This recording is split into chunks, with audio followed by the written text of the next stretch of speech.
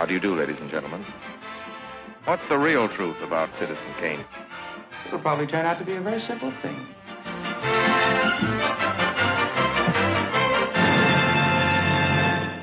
Hey everybody, hope you're doing well. I'm Parker. And what am I, dumb or something? And welcome back to another episode of Better Than Citizen Kane, the highly subjective show where we look at a movie and ask that titular question. Because when every movie ever made is a reasonable contender for the title of greatest film of all time, you have to wonder, better than Citizen Kane. This week we gotta dance, so call us a cab and let's at last stop suffering and write that symphony as we discuss Stanley, Donen, and Gene Kelly's Singin in the Rain 1952 with perennial guest and best friend of the show, Wil Cowser. Wil, welcome back. Woo! I'm honored. We got Wil back. I think that doing that a second time was in the spirit of the film. I think so too. A little exasperated. Yeah. I'm honored. I feel honored to be the Cosmo Brown of this show. I love that. I love that so much. So Parker, am I Debbie You are Reynolds? both together. Gene Kelly, I guess, is what I had. I see. In All mind. right, I can get behind that. Our dynamic has very much been Gene Kelly, Donald O'Connor in this over the years. Always dignity. Yes, always dignity for the Aud Brothers. Always dignity for the Aud Brothers. Man, I am realizing, should we have hooked up our mics to our chests so we could hear the heartbeat? That's true. Should we have someone come in and trip and pull it? There's a lot of mic humor in this movie, more so than ever before, and it feels More than in any film ever. ever. I think how many films have mic comedy? I will say, I think this is my first time watching it since I've seen Babylon, and I did just keep thinking about the guy dying in the sound booth from the heat, and I was like, man, that was probably going on in the next soundstage over, huh? And I bet the whole time you were just thinking, man, why am I not just watching Babylon? Right. I don't think I've ever once thought that in my life.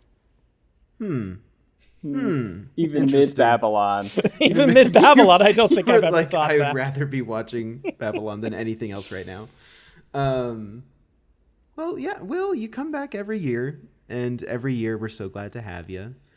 I will say, I think you're on a great run of films covered on the show. Nice. I think Jaws, Hundreds of Beavers, Van Helsing, and Singin in the Rain is Bury me with them. It's a good four. It's a generational run right there. And correct me if I'm wrong, I feel like years ago when you first came on the show, when this was starting, I believe you said to us, I'm either going to bring on Jaws or I'm going to bring on Singin in the Rain. And we went with Jaws all those many years ago. And then we've just kind of always had in our back pocket, and Wil will be on for Singin in the Rain, correct? And we'll just do it. Yeah. Do you still feel... How do you feel about Singin in the Rain? It's sort of an unbelievable movie. I am delighted by it. Every time I watch it, it's perfect. It gets perfecter. It also gets I don't know if it's perfect, but it has some sort of magical quality that gets you to cover your eyes at all of its imperfections. It just flips the switch of don't worry about it, we're having fun. So harder than any movie ever. And so they can just do whatever they want, because it's a tricky movie to talk about, because it's the film that and everything good you could say about a movie you could say about this movie, but also kind of not, of it's narratively pretty messy, and the songs at no point ever contribute to the narrative, and all of those I don't know, film bro things that you think could make a good movie, but it's just so much fun to watch. It's a great way of putting it. I was thinking about that when I was looking at just, the accolades of this film, and it being number one on the AFI Top 100 musicals. I had the thought of is this a great musical? And then I was almost scared to bring that up on the show because we have this idea, this Who's the Disney guy, Barker? Disney. Howard, what's his name? Howard Ashman. Like there's the rules that I feel he and Alan Menken. collaborators came up with of like songs in a musical should happen when emotion is so high. And that does hold true for Singin' in the Rain. And so I kind of like disproved that notion, but still something about it I was like, is it like it's a perfect musical movie. Is it a great musical? Yeah. Still? I think so. I don't know. What are our thoughts on that? Like I like what Will is saying, and so I may be just complicating his point. But I think it's a fair point though, but like the thing that comes to mind for me with it is that it's kind of the most successful jukebox movie ever made. And I always forget that it is one by definition. Yeah. Like none of these songs were written for the film. These are all part of a catalog. Like these exist as standards. And writing a story around them is interesting, but it's so ubiquitous within the culture that for a very long time, I thought all of these songs were from this, and I think most people do.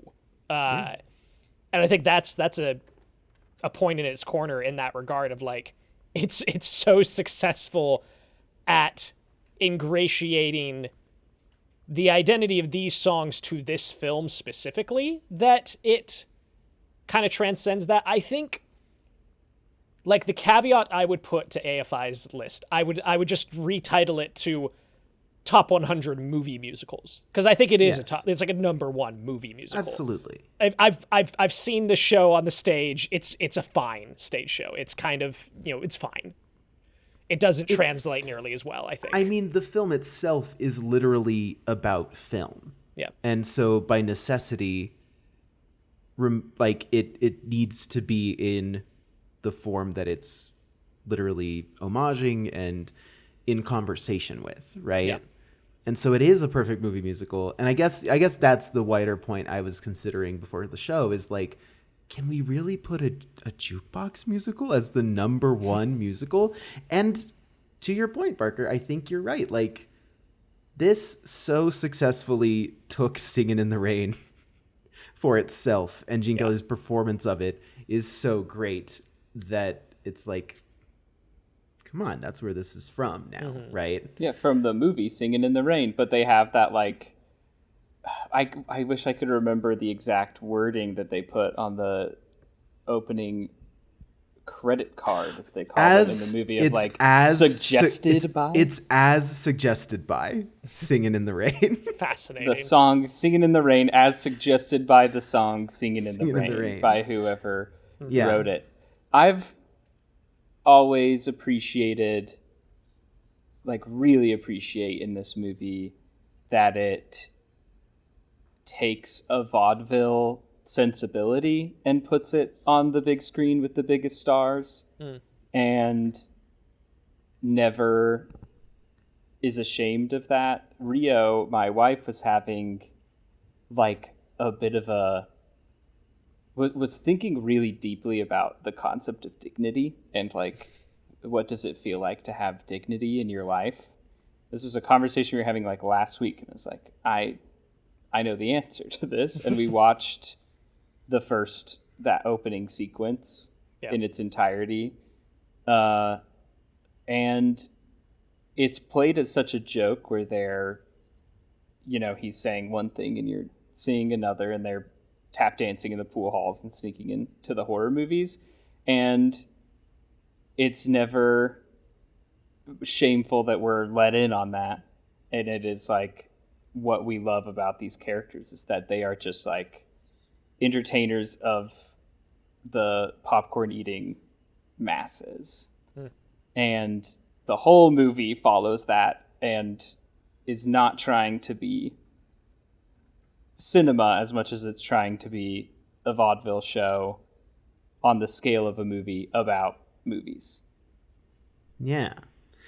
I caught it this time. He has a line, Don Lockwood. I don't know if you're familiar with the famous star Don Lockwood. He has a line when he's talking to Kathy where she's saying like to act is, it's Shakespeare, it's Ibsen, and he defends it as entertainment, does he not? Like, yeah, he defends the concept of entertaining, or am I misremembering that? He does very briefly, like it might be like a half sentence kind of quick aside, but yeah. I don't know. That's interesting to me. Mm-hmm. Will, remind everyone at home where you stand on Citizen Kane before we get too far in. Watching this movie again, watching Singin' in the Rain again, it just crossed my mind of like, this is going to sound maybe misleading to where I think I'll end up at the end of the episode, but watching Singin' in the Rain again, every time I'm watching a movie for this podcast, I just think, man, this makes me like Citizen Kane even more. Like having it go up against all of the other great films, or a very small handful of the other great films. It was nice. Maybe this is something you guys would have to tell me that just happens after you do this enough times. But it eventually clicks off from being like, let me think so critically about this movie in relationship to Citizen Kane. And just these two films are so extremely different, and I enjoy for pretty much no overlapping reasons. And it made me like them both a lot more in this context. I love Citizen Kane. I did not rewatch it this time around. It's not as rewatchable as Singin' in the Rain, but I was thinking so fondly of it while I was watching Singin' in the Rain. Yeah.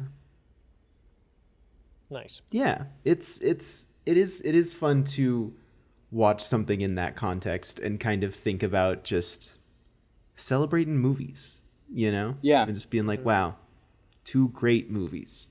Or in Parker's case, wow, a great movie I love and a movie I think is well done, and I'm sick of talking about a movie I love, a movie I respect. Yeah. The thing with Citizen Kane and Singin' in the Rain is if you met an alien and they said, show me a movie, Singin' in the Rain is maybe number one, like what I would show an alien who had never seen a movie before, or maybe just as a person with the context of like American society who had never seen a movie before. And a person who wanted to watch their first movie, Citizen Kane, is like maybe in the thousands of like the orders that I would want someone to watch Citizen Kane.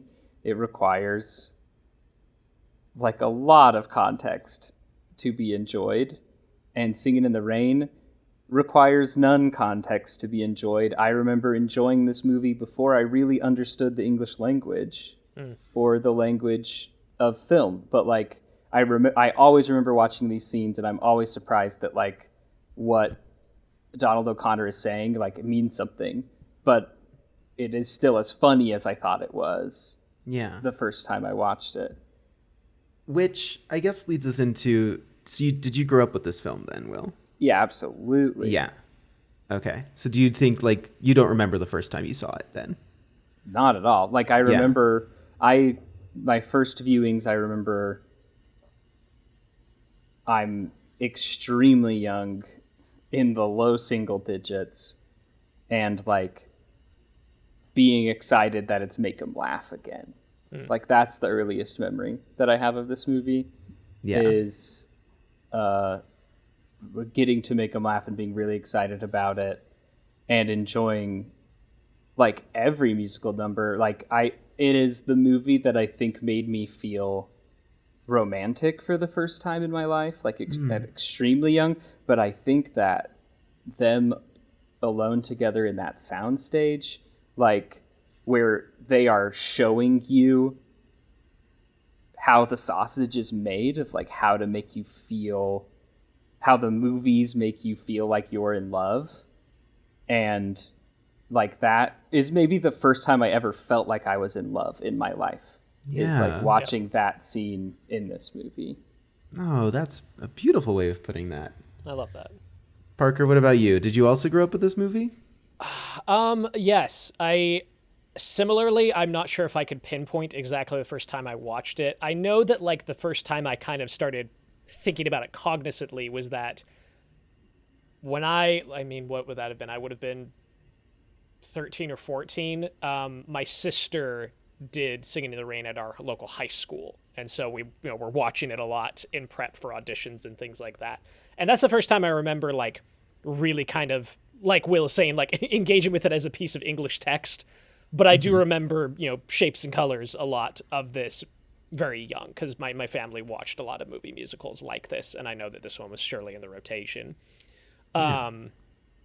But yeah, I think that's kind of the main in point I had. I had a very interesting experience with it a little later in life, though.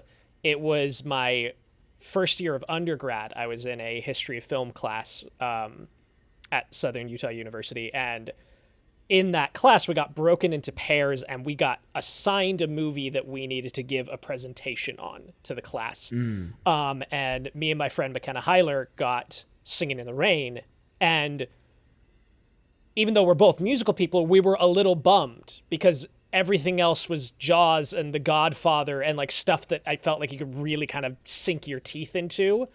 And I did a really bad job in my presentation. I didn't defend this movie very well as an 18-year-old because I'm like, well, I mean, it's not like cinema, it's not movies.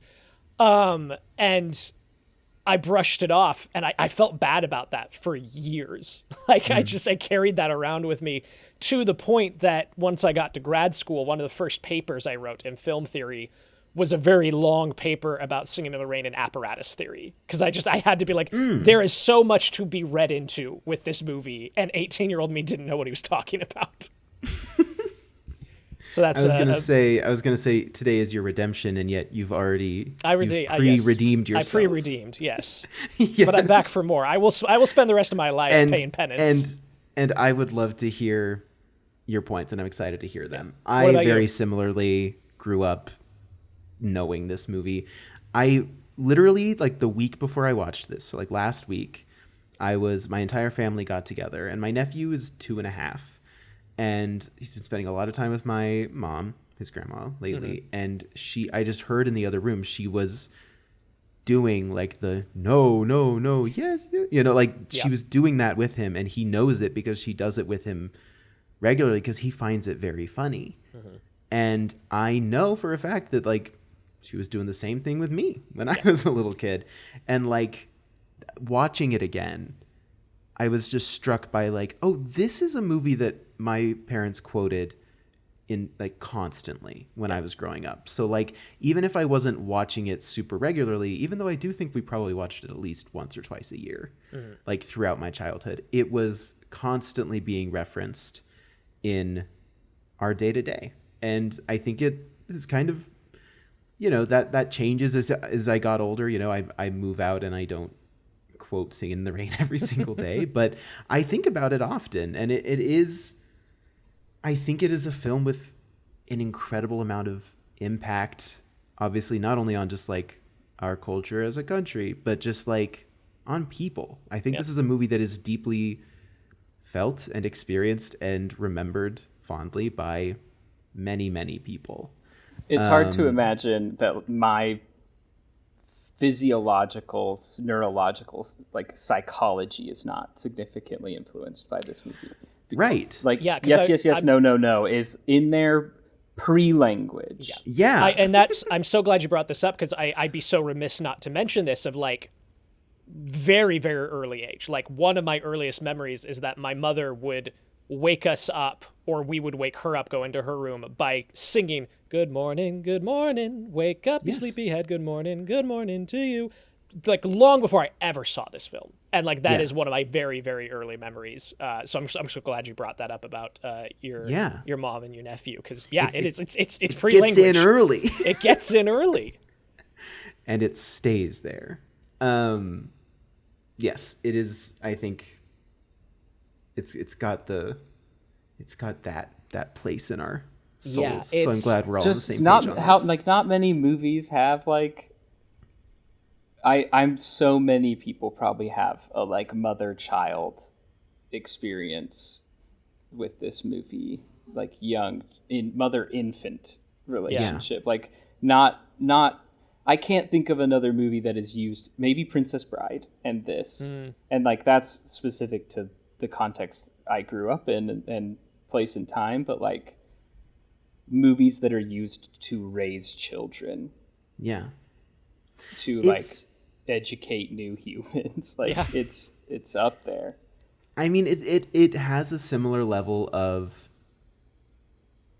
sticking in like the subconscious pre-language as like The Wizard of Oz, as like very early Disney animation films. Like it feels like it's just kind of in there, in the same way that you would know many classical pieces to mean danger or to mean monster or to mean like, oh, that's funny, that's silly. Like it just has that kind of feel about it. It does. And I'm glad you brought up Wizard of Oz, because I think this is maybe one of the only other movies we've brought to the show that has that level of like cultural cachet. Like I think there are very few movies that have embedded themselves in the bedrock of popular culture the way Wizard of Oz has, but I think there's an argument to be made that Singin' in the Rain certainly has. Yeah. In so many ways. And like it's just a better movie. I like Singin' in the Rain so much more. It's got better songs, at least, right? I think that is my apologies to the Lollipop Guild. You got nothing on Make 'Em Laugh. You got nothing on these songs that were all written by, what's his name? Arthur Freed? And Arthur Freed. It's Arthur Freed and his writing partner. Nasio Herb. Collected by him as well. Like just these little gems. It's such a fun experiment in making a movie. I wish we still did them like this, where you know, a producer could just get the rights to the biggest radio hits, and it's not really been done since Moulin Rouge, maybe. Like yeah, that's a good point. It's very interesting to me that like these are all songs, this is like all from the back catalog of songs that he wrote with Nasio Herb Brown, and then brought people in to come up with a story around it. And so I can't even really think of like a comparison, because obviously you have Moulin Rouge and you have those things that like do this, but for it to be someone who wrote all of these songs over the course of such a long period of time, and then was like, all right, we got enough of these sprinkled throughout film history, let's just gather them together into a greatest hits album of a movie musical. Yeah. And yet to also give them a story, a narrative. I mean, we talked about Yellow Submarine earlier this year, and that's kind of the only comparable thing is like that and like Mamma Mia. But the difference, Mamma Mia for sure, the difference with those two, to Parker's earlier point, is that Mamma Mia, I know a lot of people who will listen to the Mamma Mia version of the songs over the ABBA versions of the songs, but Mamma Mia does not completely transcend and eclipse and supersede ABBA to the point that no one knows who ABBA is and no one needs to know who ABBA is. Oh, Dancing Queen from Mamma Mia? It's like, no. Yeah, like, and it just will never get to that point. Yeah. But this movie, is the original in a lot of ways. Yeah. Like in our minds, in our hearts. And also for like you said, Will, every time a musical number starts, for me to just be like excited about it. Like, is there really any dud in the movie? Some people will tell you it's Beautiful Girl, and they're wrong. That song gets so stuck in my head. It's so goofy and weird, and like I think meant to be dated as a joke in the movie. Sure. Like there's maybe some of them are better than others. But watching it I just turned it on and Rio was in the room and she's working and doing her thing, and every time a song would start, she would just get sucked into the TV Yeah. and watch the whole musical number and then go back to her thing and like with no conversation about it, but it has that pull. I don't think there's like a miss as far as the musical numbers go. Yeah. I think that's Parker, fair. you agree? Beautiful I Girls like being as the as closest. musical numbers. Yes, I will. There's a few things about the Dream Ballet that I have some things to talk about, but we'll get to that. And me too. Yeah, and we will. Yes. So Yes. yeah. Do you have anything else you want to say about production, Parker? Just kind of tossing in a few kind of stories from behind the scenes that I've heard talked about and are worth mentioning here.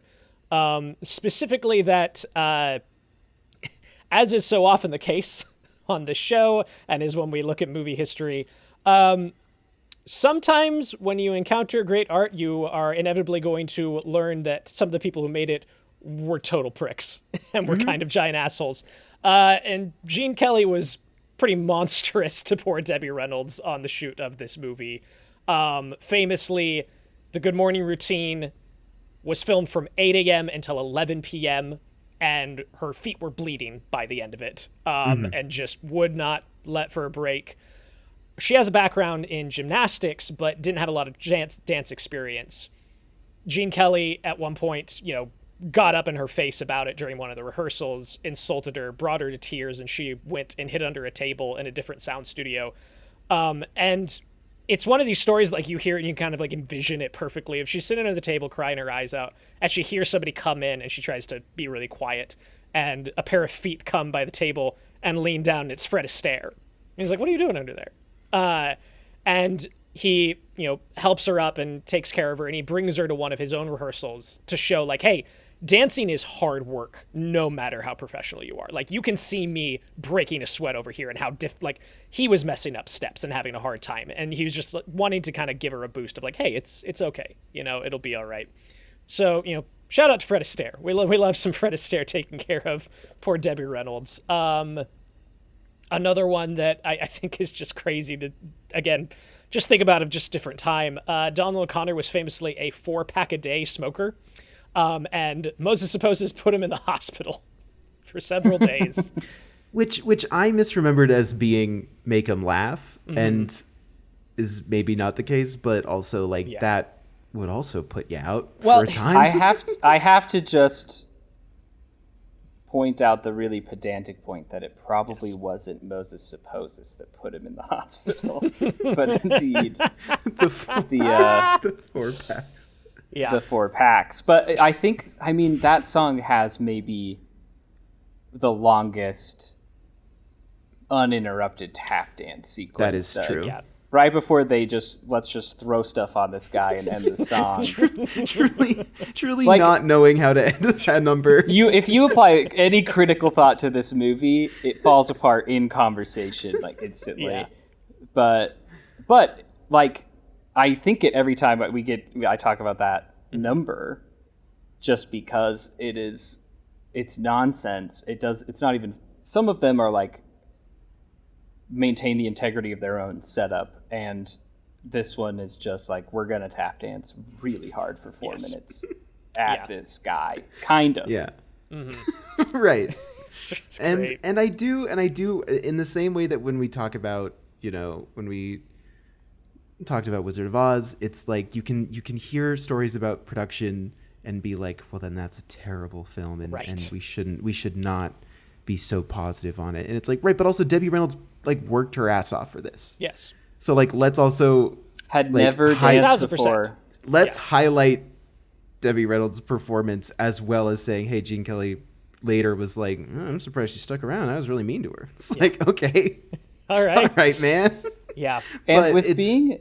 Yeah.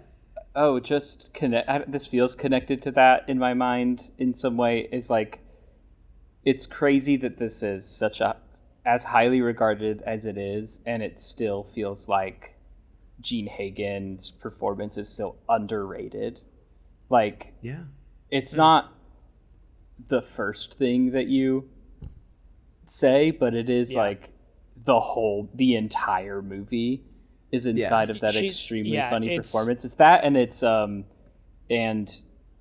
and Stanley Donen are like the two pieces of this movie that really like rattled me this time around. Of like, there's an entire other director, Yeah. and there's this fourth star that are on such a high caliber, but like there's almost just not enough breath in your lungs to like get to them because there's so much to talk about. And it's such magical work that it basically escapes without notice, because there are like these grand, massive, amazing things happening in front of you at all times that, like, yeah, when Gene Hagen's there, you're like, right, yeah. And it's like, but you're still not, it's work that is being done incredibly well, and therefore it almost slips by you unnoticed, No, because it's in a pot of incredible things. Yes, like everything is operating at such a high level that like anything that isn't directly in the spotlight can almost be forgotten. But as soon as you draw your attention to it, you're like, oh my God, it's great. Like that's it.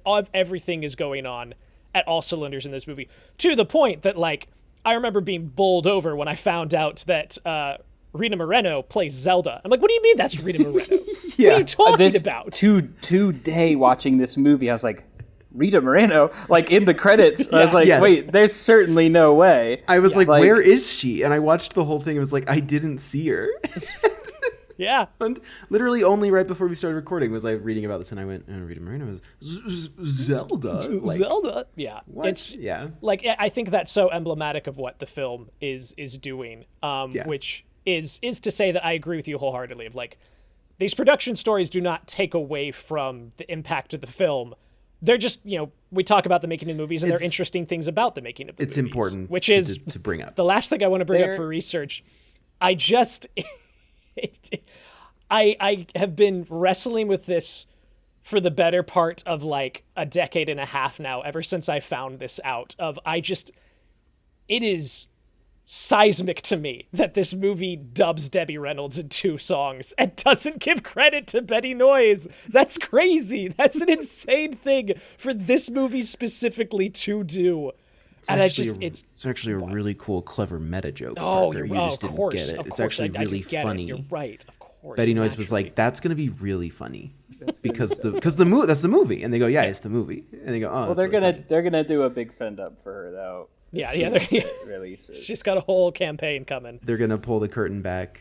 Mm-hmm. Yeah, they're gonna do like whatever. Yeah, they're just gonna reveal. She had a very interesting career as well, though. Just like popping up in odd places. She sang "Baby Mine" in Dumbo is one of her big ones, which is lovely. She had this really amazing singing voice, and the reason that she's here is that the producers thought that Reynolds' like Midwestern kind of drawl wasn't sophisticated in the way they wanted for the Dueling Cavalier stuff, and so she's dubbed for like the one line of dialogue that's in there, and then obviously the 2 songs that exist there. Yes. It is like I'm just imagining this. Like, it's the shot from the sound booth. Through the sound booth is Debbie Reynolds and Gene Kelly, and then in front of them is Gene Hagen on the screen, and they are like, it's a little bit like makes my brain taffy of like,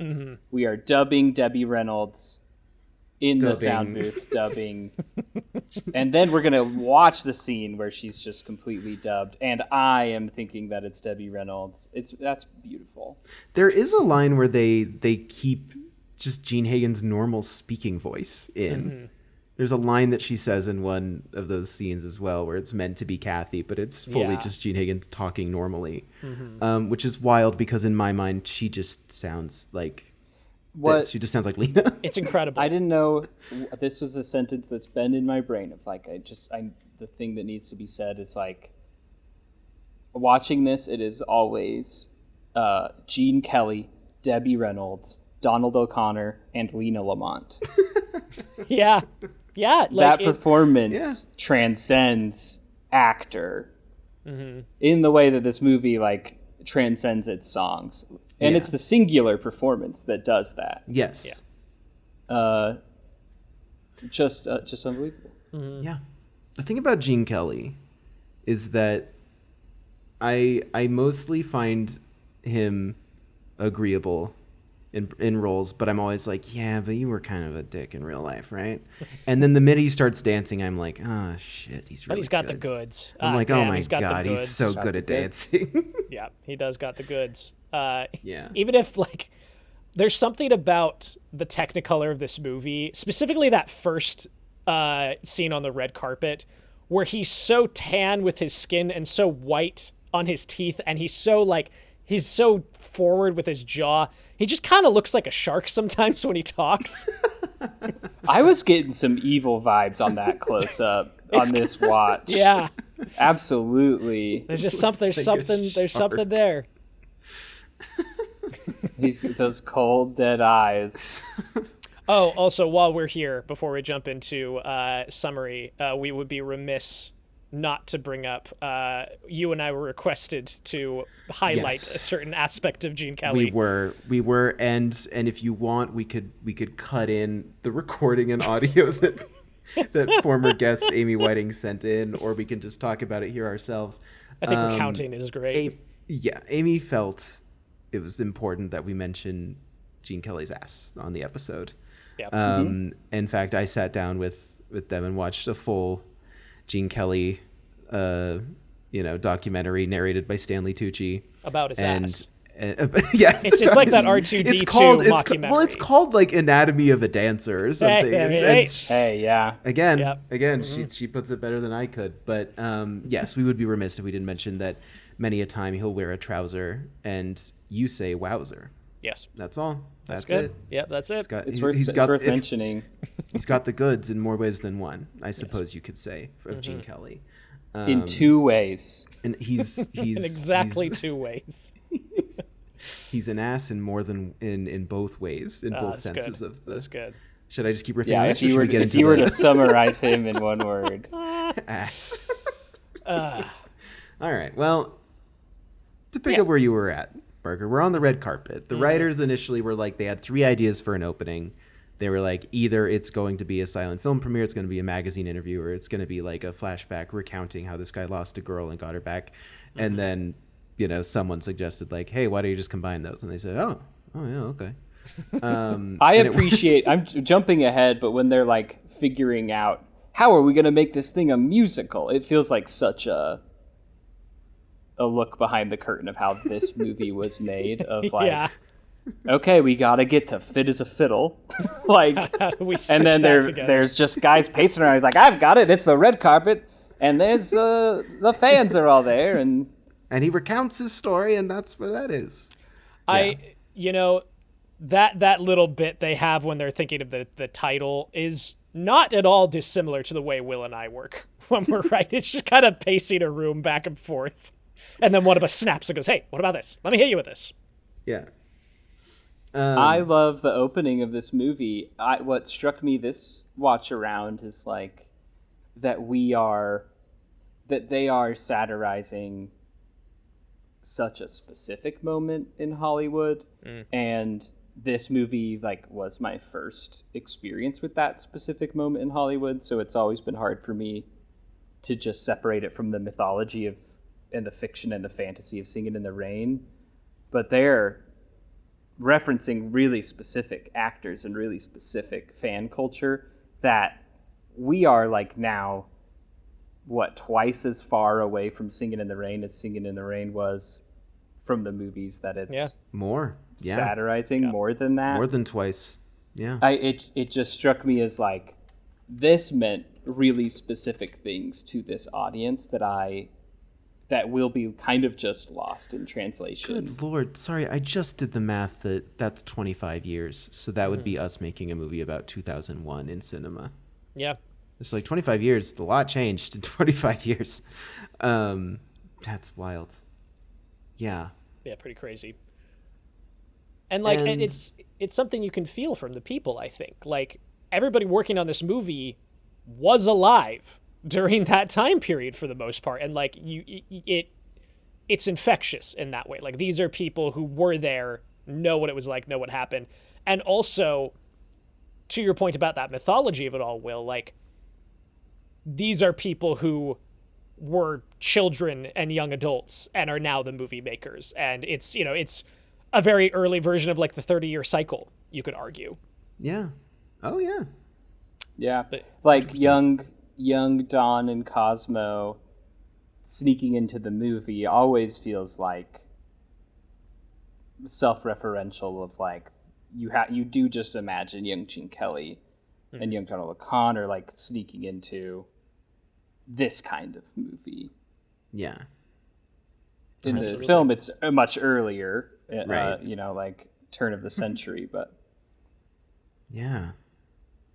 Yeah, it's so interesting that like as a kid I didn't understand that this was two very different periods. I think I was just like, oh, old times. These are old times.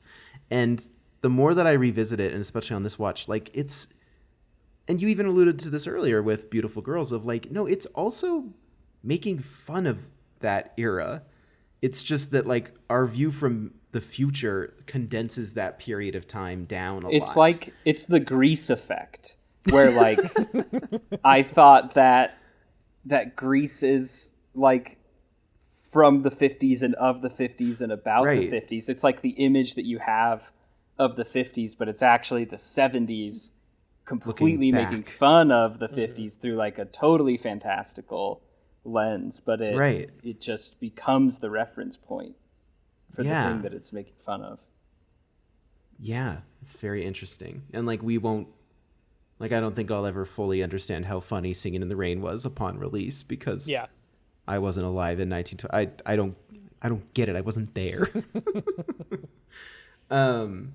But yes, they are on the red carpet, and he recounts, you know, the series of flashbacks in which we see that Don and Cosmo have been working together since they were kids, and Yeah. have worked their way up from what would be considered lowbrow entertainment, vaudeville-esque, you know, pool rooms and such, all the way up to now, through just sheer, we're gonna keep doing this.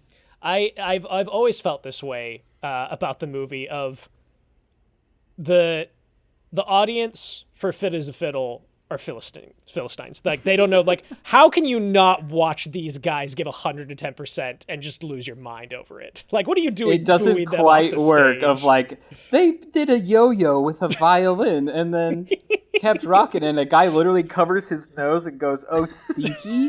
PU. It's amazing. It's crazy, man. Yeah, but their suits were garish. Indeed. One thing I noticed this time, more than maybe any other watch, though, is both leading into and pulling out of this flashback sequence. Does this movie have the greatest push-in shots of all time? Yes. Like, there are Yes, it so does. many of them, Yes, and it they're does. crazy good. Every single one of them. Like, I just just like that completely forward agree. lateral motion shows up all over this movie, and it's fantastic. I had the same experience. I said "push in" out loud like 3 or 4 times watching this, because it just was like, it struck me so deeply as Yeah. the best push-ins of all time.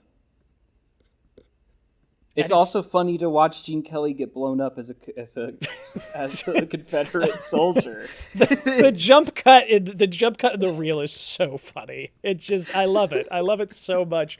And I always forget, every time the motorcycle jump starts, every single time my brain initially is like, yeah, it's a dummy. And then he goes off and like articulates his body. I'm That's like, a no, that's a guy. stunt man. There's That's a guy. There is a guy. Nuts. Which is funny, because it's both a commentary on like, man, didn't stunts used to be crazy? And then it's like, It's also- yes, stunts used to Are. be crazy when in the 50s when Yes. they made this movie. yeah. Yeah. And It's- I like I mean, again, it's just constant really great jokes, just delivered offhand, often by Donald O'Connor, who's just in this, just there to be funny. And it's incredible. But even here, it's just like, it's a clever conceit. It's a clever conceit to have character do the exposition, but show us the reality. Yeah. Tells you a lot about where he's at, how he got here, and what his career looks like. Like, he can't be honest with his adoring fans about how he got here, but we see and we understand. yeah. And and again, they don't let Lena talk in this very key moment. It's brilliant. It's very subtle. It's not like we get that pointed out to us, but it's fun. I do like we've hovered the point a couple times, but like this here specifically brings up for me that I'm so impressed with how well the comedy in this has aged. Like there's a few specific references that don't read anymore. But like for the most part, all of the jokes in this really land. Like, and you get it right from the start of Cosmo getting out of this car and everybody, it's just like you immediately, like that joke will always be funny. And I feel like a lot of the humor in this holds up. Like, point. Instantly, like, I'm always hearing new things, and yeah, this opening sequence was unintelligible to me as a kid, but the lady getting out with the ancientest man ever, and she's just like, I hope this time it's love. Yeah. Yes. It's good. It's good stuff. Yeah, and it's like it's still funny because most of the humor is either not referential, therefore just ages well on its own. It's just going to be funny forever. But also like the stuff that would feel era specific that still works just still applies today. So it's like, cause it's, Hollywood ain't that different. So it's just like funny when it's like, oh yeah, this guy's really old and he hasn't, and it's like, it's an eligible bachelor. But yeah, I mean, then, the film screens, it's a hit. And I think Call Me a Cab. Okay, you're a cab. Yeah, thanks a lot. Like it's great. Really great. What have I got? I've got to get out of here. I've got to get out of here. Like, does it get just better than classic? It's incredible. Like it just such a shout out to Donald O'Connor for just nailing every single one of these deliveries. Like he lands the plane flawlessly every time. He has the perfect cadence, the perfect, like, in the same way that rightfully so, Gene Kelly gets so many accolades for like his movements as a dancer. Donald O'Connor has got that in his deliveries. Like every head snap, every like flick of the wrist, he's just exact in this in such a perfect way. The deliveries and the writing are just like jokes in a way that like joke doesn't mean that anymore. It is like capital J joke. Yeah. Absolutely. And do we have anything else to say about this before we meet Kathy? No, I think we I'd love to meet Kathy. Let's meet Kathy. Dawn's jumping over a tram. I lied. I'm sorry. I lied. I have one more thing I want to say. Please do. It's just like I don't want this whole podcast to be like, it's funny when they do this for this movie. It just has to be done. It's so funny that Lena Lamont gets all of her information about herself from the fan magazines about herself. Yes.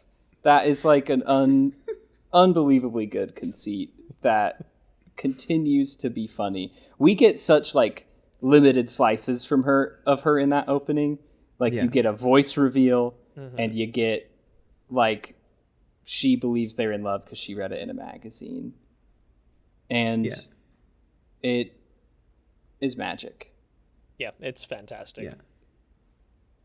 100%.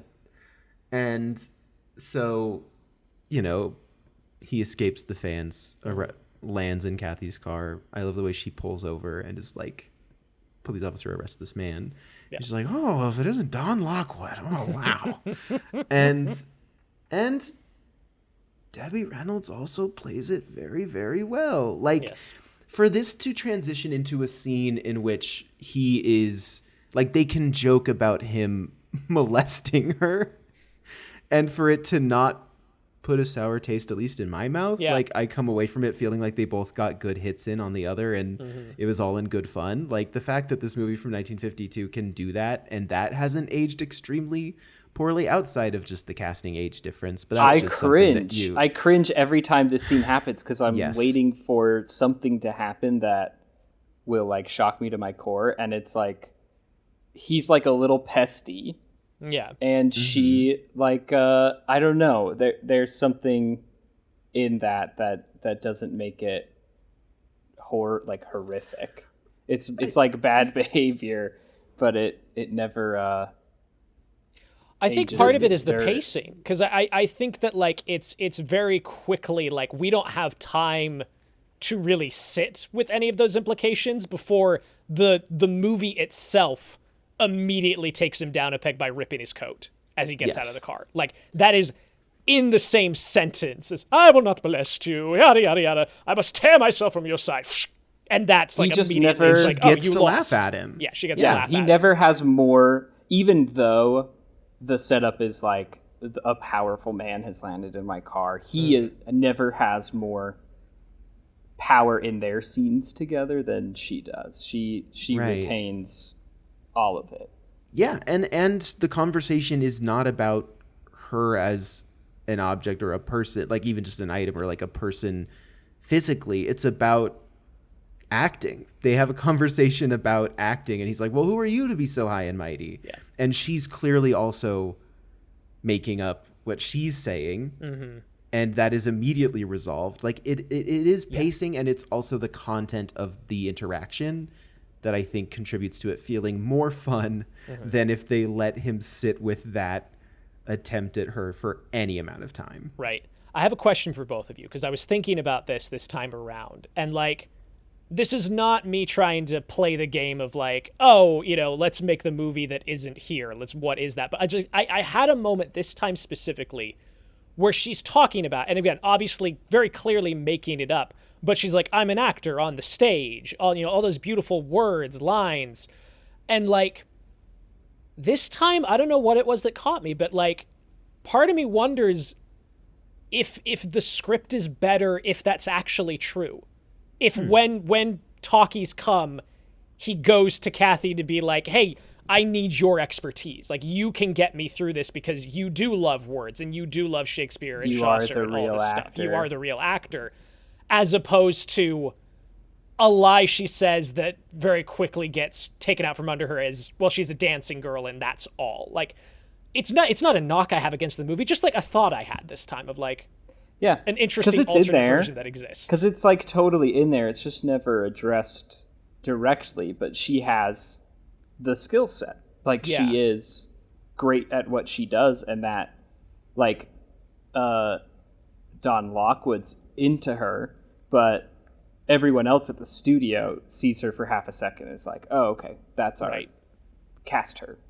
She's good. That's a good point. And so I do wish it would be addressed more directly, because the way that it functions is just that she gets a great career because he's in love with her. But she also always deserves it the whole time. No one is ever questioning that about her in the movie, nor should they. But it's not the primary reason anyone's discussing. Yeah, I hear that, and I think that is a great thought. I don't feel like you said, it's not a knock, but I don't feel myself really missing that either, because I think if Singin' in the Rain got any more plotty and any more reliant on characters having real conversations about things, I think that then we have a little bit of a problem. Like, this thing floats on a dream, and the only logic we need for Kathy to have a career is to see her dance around in streamers, and the streamers are bright colors, and then she's funny. Yeah, it's why it's such a hard movie to talk about. It is. Yeah, because you do every string you want to make it real, like more real and believable in any way. But while you're watching it, it does just kind of, again, it's just stream logic. It's never once bothered me. It was just this time, that thought drifted into my mind. I was like, oh, that's interesting. I've never considered that, but yeah. No, that's very interesting. I think it's so fun when she pops out of the cake and the way that he looks at her, and then he says, "Oh, it isn't Ethel Barrymore." Like, I think it's funny. It is funny. It's great. So funny. And I love the way that when she runs off and he goes into the dressing room, she says, "Can I do anything? Is there anything I can do? And he says, I don't I have don't time have to find time out. to find out. It made me laugh out loud. Also, just the sheer, like, I don't understand how they physically accomplished their dance and song number.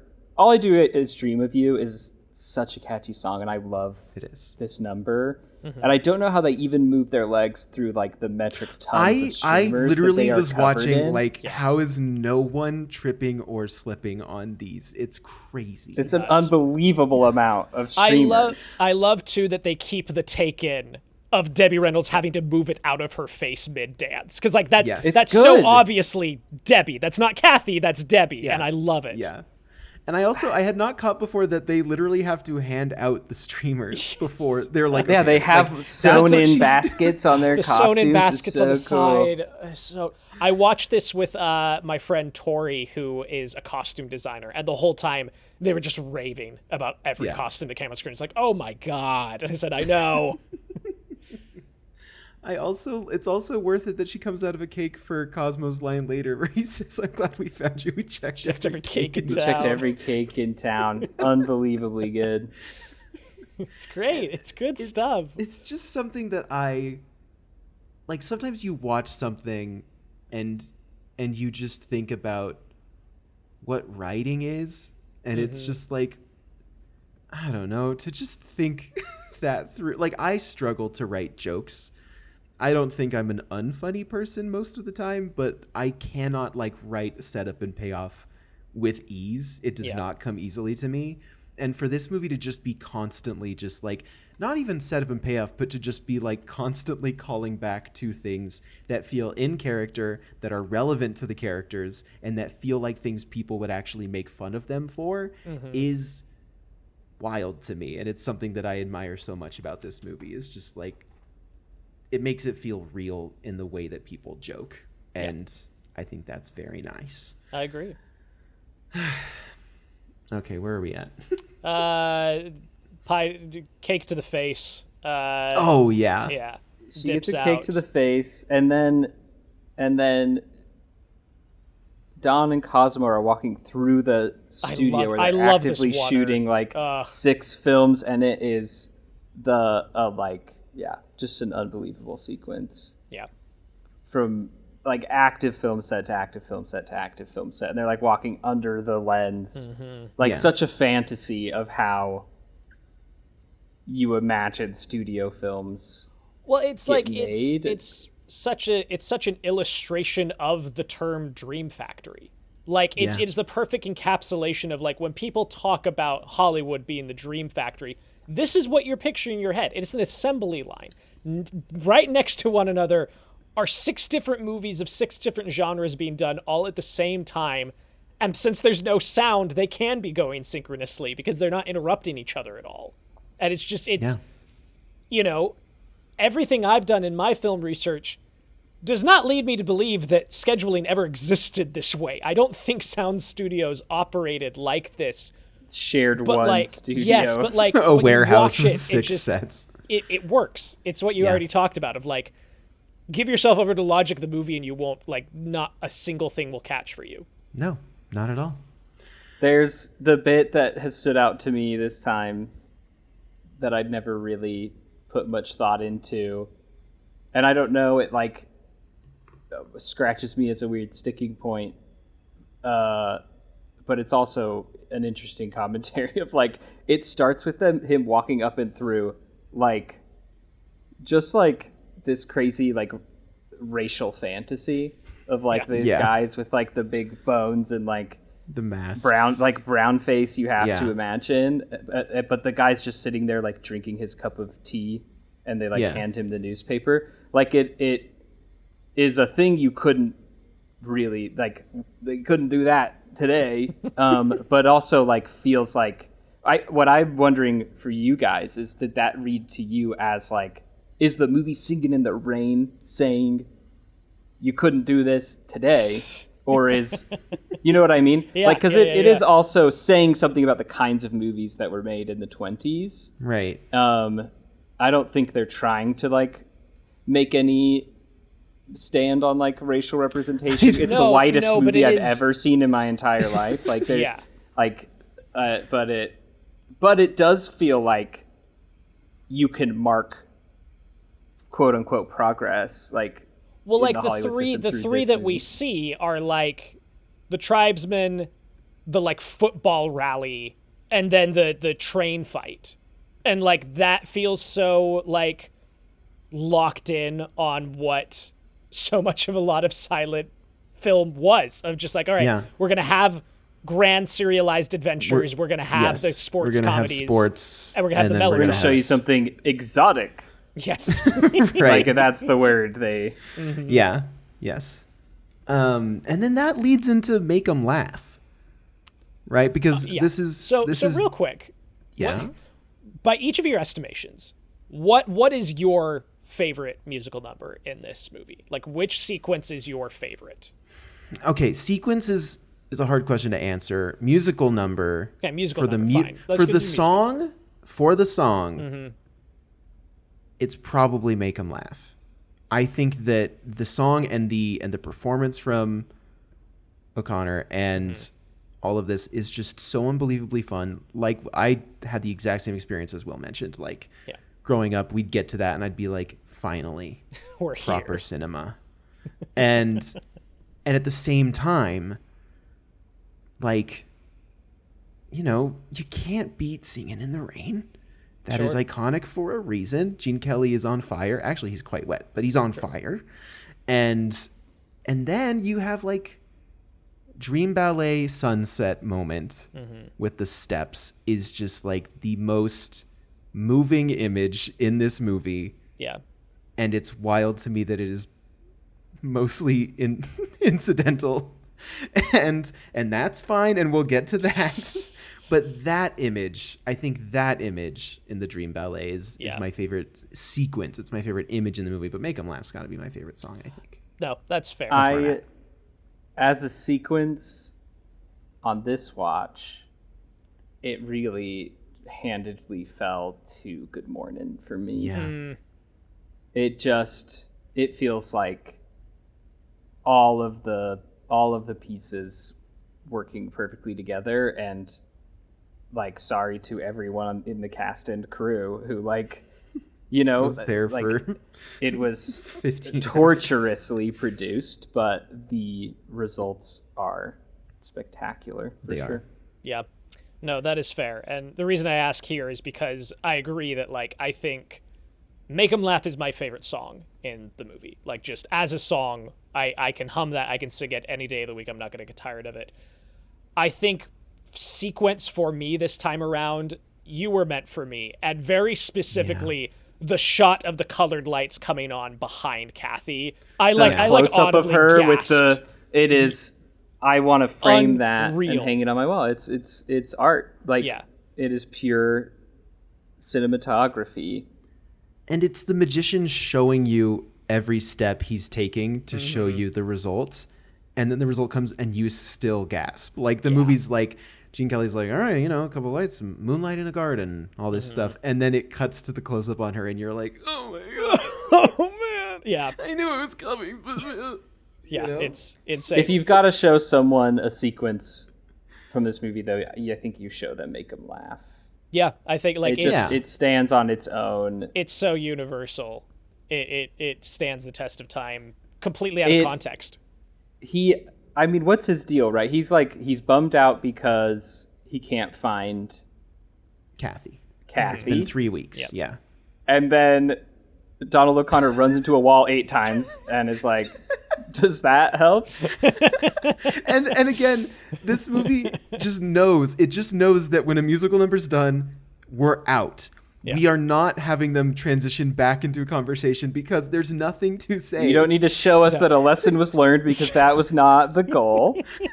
A decision was not come to. I mean, he's frustrated because he's been called out as a vaudevillian when he thinks that he is a great and serious actor.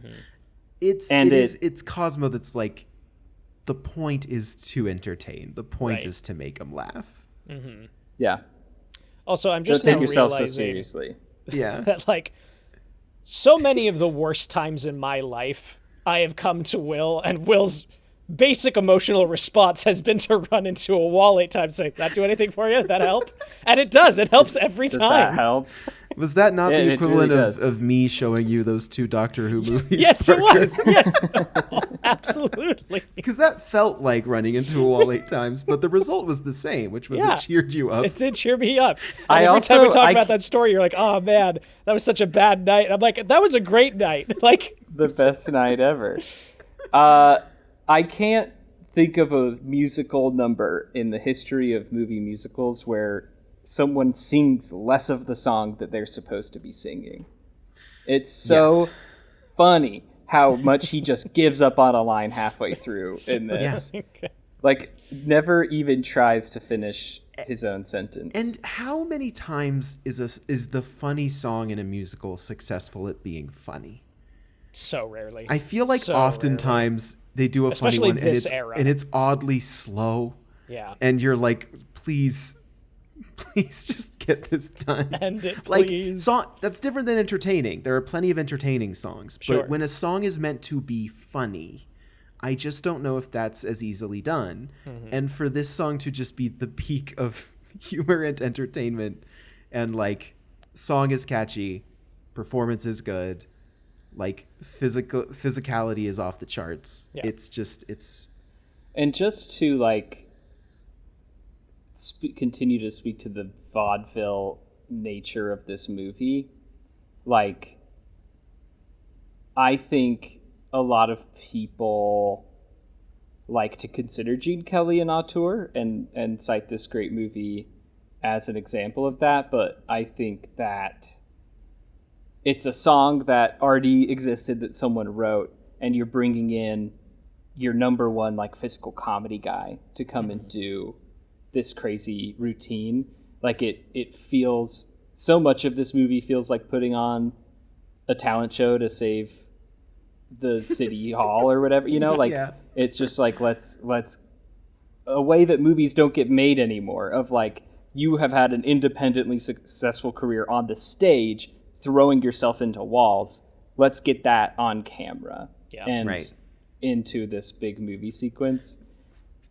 despite that also being how film was born, which Yes. is very interesting as a connecting point, right? It's like, well, who should we put in a movie? I don't know. Get the kid whose dad threw him into a wall, like for Yeah, that was funny. years, Well, and it's- now, and then Buster Keaton becomes an auteur in his own right. Right, and like that's the thing that's so funny to me about this movie is like the whole flashback setup.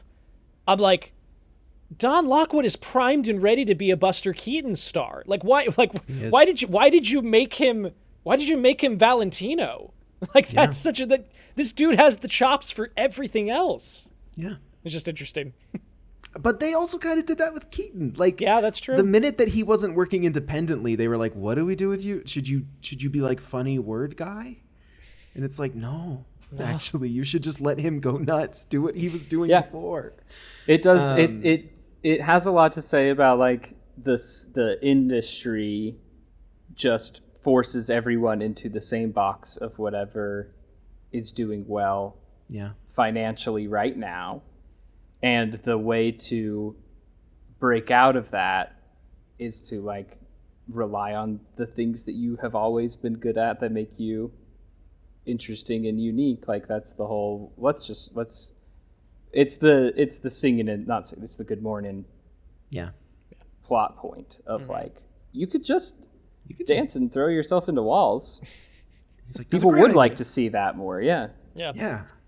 I also just want to highlight, like, one of Gene Kelly's heroes was Buster Keaton, and he would like have lunch with him regularly. That, you know, Huge. He's like, Oh, yeah. This guy's my hero. And watching this more, I was like, you know, because usually when you're looking at this movie's physical comedy, you're looking at Donald O'Connor, obviously, but like Gene Kelly's also doing funny stuff too. Like it's, and his motion is so fluid, and it's clear that he also has like that influence as well as the dance of it all. Okay. It's deplorable, but it is also somehow a credit to this film that the most poorly aged line is, "And she's over sweet 16."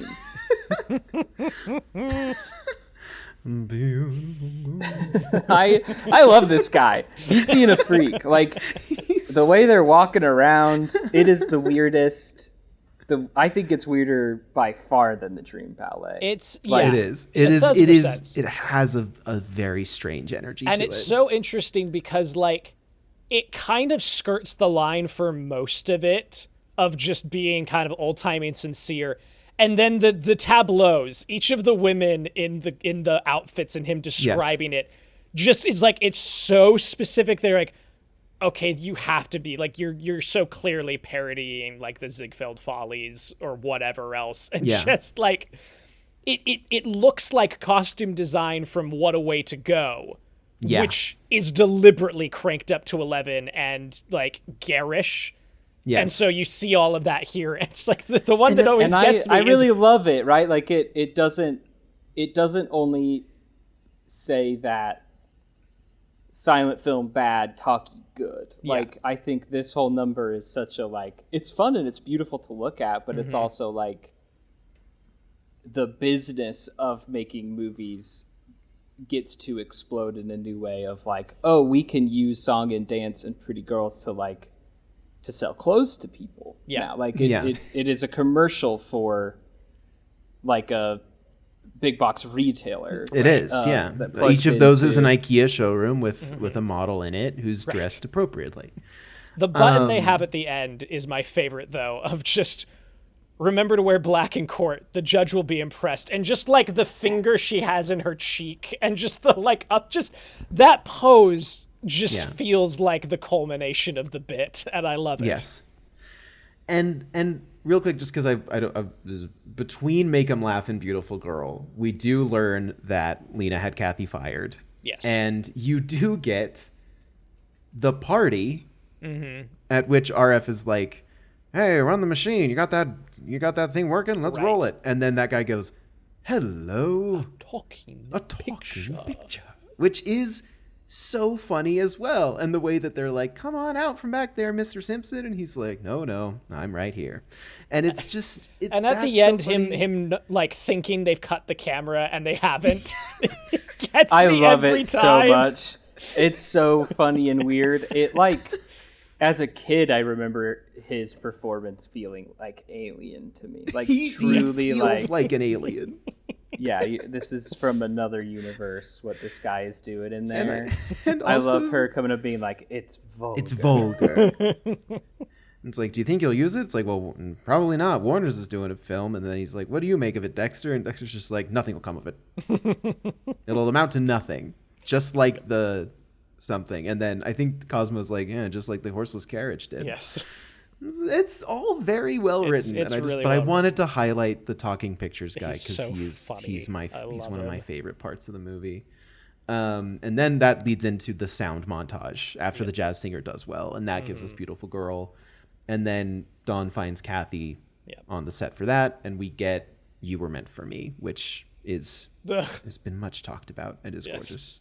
It's unbelievably romantic, and it's just light and color. And what it's trying to say about like the magician's tricks. We've said it before, but just like here is a painted backdrop of a sunset, pretending to be nothing other than a pretty, not very realistic, very simple painting with some purple light on it and a big industrial fan, and it works. Like it cuts through you. Do you know what the most powerful thing about that is that I just put together again? Is that we were talking about how they show us the setup of all the lights and then they cut to the close-up of Kathy and we go, oh my God. This whole sequence is literally setting up the sunset stairs in the Dream Ballet. Right. They literally show us like 45 to an hour minutes before that. This is how we will do this. And then in the Dream Ballet, the crescendo of that is the dress flowing up into the sky and the steps and the matte painting looking so real that you can't tell where it ends and where it begins and like where the steps stop. And the fact that the movie literally like earlier on is like, this is how we're going to do some magic later or whatever. Just be ready. And then later they show you that and you're like, magic is magic. Yeah. Well, how are you doing that? It's like they showed us. They literally told us. There's something. Oh, God. Oh, the whole movie does something that no other movie does, maybe no other movie does better, which is like to just show you that the magic of movies is that they are movies, and it's not that they are resembling or imitating or pretending to be some other thing that exists in real life, but it's just the inherent fact that it is a movie is the thing that you are connecting with and that you are loving. It's not the shot of her standing in front of the backdrop with the perfect lighting that makes you fall in love. It's the shot of her on a ladder with stage lights, with studio lighting behind her that makes you fall in love with her. It's the fact that they are in a movie that makes it great. It's not the fact that I'm watching what I believe to be real people, which is why the songs being complete non sequiturs works every time, because it's always showing you that this is just a movie. Yeah. This is not real life. This is not how people work. This is not we're getting close to that, but we're making it fun and pretty and entertaining in the way that movies do. It's like the whole thesis. Yeah, and in like this scene. Pointing out the artifice, I think, can be such a deeply affecting trick in film specifically. Like the end of this sequence with the pull out of them framed on the stair and then pulling back to get like the fullness of the backdrop. This time around, like my mind immediately went to the moment in Cinema Paradiso of moving the projection across the wall and out the window and the swell of music. Like it's just sometimes showing that a movie is a movie can bring you to tears. And I think that's incredible. Yeah. And that's movies. So and then we get our like billionth spinning newspaper like exposition. The one that starts burnt and then comes back together is my favorite. I'm just like, what is that? What are we doing? Why are we doing the Thing opening credit? But this one has to push zoom to tell us big bonanza for diction coaches, because that is as much as this movie can be bothered to like prepare us for what's going to happen next. For Moses Supposes. All you need to know is big bonanza for diction coaches, tap dance number. Yes. Moving on. Yes. So we get Moses Supposes, and I do want to just shout out, even though it makes no sense, it has no place here, it ends with them covering a man with stuff and then saying A. Funny. Freaking funny. So good. We also, to not skip over, like, oh yes, I Can't Stand Him is like legendary. Legendary. That is another like that's another quote. thing. Yes, that's one. Yeah, 100%. And yeah, I can't stand him. And into the elocution lessons, the fact that. Go ahead. Oh, sorry. But doesn't it just highlight again, like, how great of a performance it is from Gene Hagen, that, like, it's a movie about the rise of musicals as much as it's about talking in movies. And, like, you have the trio doing all the singing and tap dancing, but Gene Hagen is making a whole movie off of just a vocal performance. She never sings. She never dances. She doesn't show you like a wide range of emotions, but she just uses her voice as an actor to tell you the entire story of this movie. Mm-hmm. And so to like the meta element of putting that into elocution lessons is genius. Yeah. Certainly. I love that. Thank you for not skipping that over. Mm-hmm. And I love Moses Supposes. That's another favorite of mine when I was a kid. Anytime Cosmo was doing stuff, I was like, I'm with you. Mm-hmm. We're let these guys move around like crazy. Yeah. Show me them dancing. I'm going to be happy. Yep. You know? Another very quick aside, just glancing at the summary of, as we've been wanting to do, just highlighting little moments of just the favorite bits. For my money, I think Gene Kelly's best line delivery in this whole thing is much earlier when they're filming and he finds out that Lena got Kathy fired, and they do the kiss, and she's like, "You can't kiss me like that and not mean it a teensy little bit. Be the greatest actor in the world. I'd rather kiss a tarantula. You don't mean that. I don't. Hey, Joe, give me a tarantula." Like, just that, I think, is his best line read in the movie. In his career. It's so funny. Yeah. It's so funny. Do you guys know, because I guess I just couldn't be bothered to research it, but Moses Supposes feels like that had to have been written for this movie. If there's any song that wasn't a part of a pre-existing catalog, I struggle to imagine, and I do kind of feel this way about. I mean, I guess I don't feel this way about all the other songs because there's a I know 1944 them version based on the Tongue Swing Twister. Yes. Yeah. It was There from a is 1944 this was version not written based for the on film. Tongue Twister. Brilliant. Like, it's just a testament to what you said at the top of, like, in some ways they are hamstringing songs into this movie, but in some ways they feel so fundamental to the conceit of the film that they had to have been created for the film. Like, this one I was like, how could this exist in any other context? Yeah, but it's fully just an adaptation of a tongue twister that they just made a song. Crazy.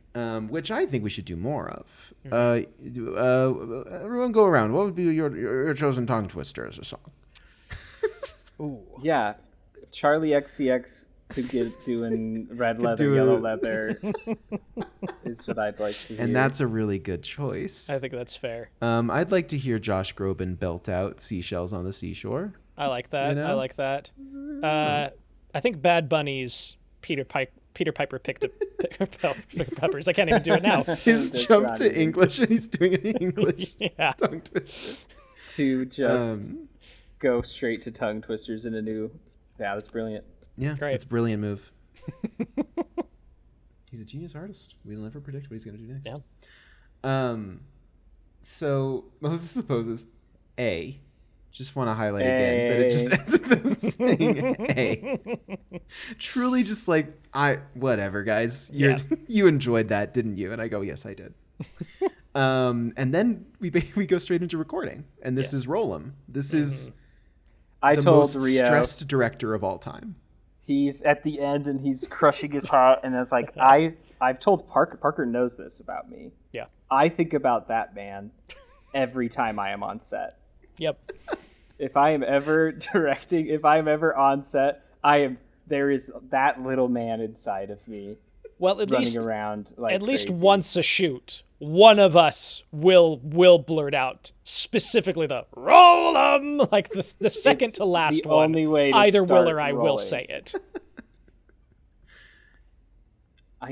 He's perfect. Like, I love him so much. What a great bit character. He's completely unbelievable. He's like completely ridiculous. He has a little bit of railroad energy. Do you know what I mean by that?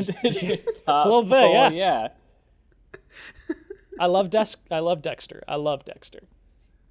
Oh, is that him? Yes. It's the same guy who said it won't amount to much. Yeah. And it's, again, just an iconic scene.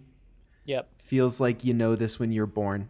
It's just preloaded in the brain is all of the mic problems that they have. And then the button on it is perfect. What's this wire doing here? This is dangerous. Good. What a scene. Like, every scene in this is so crafted. Like, so there's such a heavy hand of theatricality. And again, like, the whole thing in this movie is that you see the heavy hand and you love it and you're excited about it. But it just is like so rule of three, so setup and punchline. And oh man, just watching a guy like know that his life is ruined because they have to make this technological jump. Yeah. It's so good. It also is so like loving and interesting and thoughtful about the film industry. Like, I feel really fond of just the concept of like having a seamstress on set with a needle and thread, like right there off camera at all times, and you can tell that this person is like so just spectacular at their job, like sewing and resewing this flower, like all of the little. There's so many people in this movie, which sort of blows over you because you're so focused on the star power. But just this scene has maybe like 30 or 40 actors in it, and they're just being a film set. But it's pretty impressive. Like it feels like such a not a real place, but like someone who worked in that real place for 30 years had a funny dream about it. Yeah. It's a really good way of putting It's it. just full. The scene's just full of newsies, like standing by lights. Everywhere. Yeah. Yep. What's up with Dawn thinking that it's going to be okay to just go, I love you, I love you, I love you, I love you? I know that in silent film, surely, but it just feels really ignorant of him. I had sort of misremembered, like, that he's the great and talented actor and that Lena really ruins it, but he is, like, just as hammy as she is. And is so out of his depth. Like, I appreciate that about this movie, that he changes the line to something that he's comfortable and familiar with, that gets him completely roasted. And he, like, when we get a little later when they're back at the house and he's depressed, he's like totally right. He's like, I'm it's dumb show, like I'm a hack. And there's truth to that, but we'll get to that in a minute. Which I think is where, like, again, I think that the idea of Kathy being someone who's on stage and can help him with words is an interesting idea, but is unnecessary, because what Don Lockwood needs to realize is that his own skills and talents of singing and dancing is where his strength lies. Fair. Right? So I hadn't really thought about that. Because he's not good with words. No. So, and that bombs. Yeah, screening's terrible. You see the screening, goes out of sync, creating the iconic yes, yes, yes, no, no, no. Mm-hmm. This kid gets to leave. He gets to go home with all his friends feeling like the funniest guy in the world for saying, "Hey, Lena, what'd you hit him with, a blackjack?" The great zinger. Got him. And he's walking out later just quoting, I love you, I love you, I love you, while his friends are all laughing. And I'm like, he's on top of the world. That's going to be the moment he looks back on it, is like, that's when I peaked. Yeah. You know what I think is screening of the Dueling Cavalier. So funny to go to a premiere with all the stars there and heckle them out loud. Yes. You know what I think is the dumbest moment of this movie, like genuinely, like doesn't work and it makes me laugh because it is so clunky, is when this ancient man walks in and he hears laughing and he's like, "Oh, sounds like a comedy in there." Yeah. He's like, "It's the new Lockwood Lamont," and he goes, "What?" and walks out. Hey, listen, can we just get a supercut of movies that Will has been on for with really great what deliveries? Yes, I was going to say the same thing. A what? A what? It's a great what delivery that I don't know why it's in the movie at all. Yeah. Who knows? Who's to say? To establish that it's not working, that it's funny, right, naturally. To people. We wouldn't know otherwise. No. It's a test screening, right? Or is it? Yeah, it's a test screening. I totally like. I love the joke of it, of someone hearing laughter and be like, "Oh, that sounds really funny." Mm-hmm. I can't understand why that offends this man so much, to learn that it's not a comedy. Yeah, that's in there. Why is he pissed about it? I don't know. Because he cashed in his secret screening, like his Megaplex secret screener thing, and went in and heard that's what it was, and he was pissed. He was hoping for a comedy when he went in. Yeah. So he was hoping for the Purge but sex romance comedy. He was waiting for that. One night only. Yes. In theaters now. What if I just started advertising for that? Oh, good. I can never remember what that movie's called, and so in my brain it's called Sex Purge. Maybe a better title. Maybe that would get more people in. Yeah. Yeah. you guys hear? It's like it predicates itself on America's fall into fascism. It is like it's the passed by conservatives Congress. made it so that sex is illegal. There's like biometric chips inside everyone. It Crazy. feels maybe like that movie could have taken a different direction, or just taken a page out of Singin' in the Rain's book, which is just don't explain it. Don't. Yeah, just it's fine. Or just make it Valentine's Day or something. Yeah, true. There's so many choices you had. Sex purge. So anyway, later that night, it's Good Morning. Yes.